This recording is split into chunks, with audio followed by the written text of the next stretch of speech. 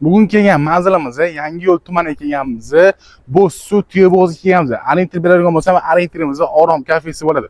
11 sotuvli joyimiz sotuvga tushgan. Qaranglar.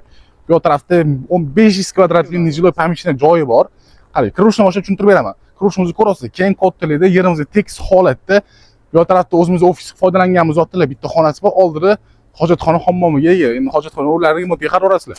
Bu yerimizdan ko'rasiz, keng katta tekis. Xolasinglar bu yerda naqd pulga olsanglar bo'ladi, xolasinglar arendaga olsanglar ham bo'ladi. Okamlar aytdilar, arendaga ham beraman deyaptilar. Bu taraf binosiga keladigan bo'lsak, binosi aytib o'tgan umumiy kvadrat metri 500 kvadratdan iborat.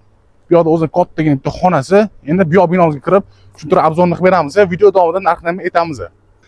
Qaranglar, binomizga kirib kelar ekanmiz. Kirib kelganimizda bizning kattagina hol kutib oladi. Bu tarafda yana bitta o'zining keng kattalikda xonasi.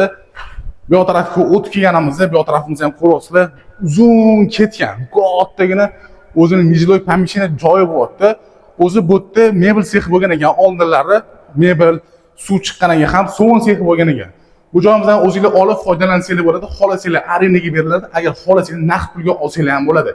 Naqd pulga 160 ming dollar bilan baholashyapti, yana o'tib yurgan joylari ham bor. Yerimizni ko'rdinglar, umumiy yer maydoni 11 sotuvdan iborat. Binoimizdan umumiy kvadrat metri 500 kvadratdan iborat.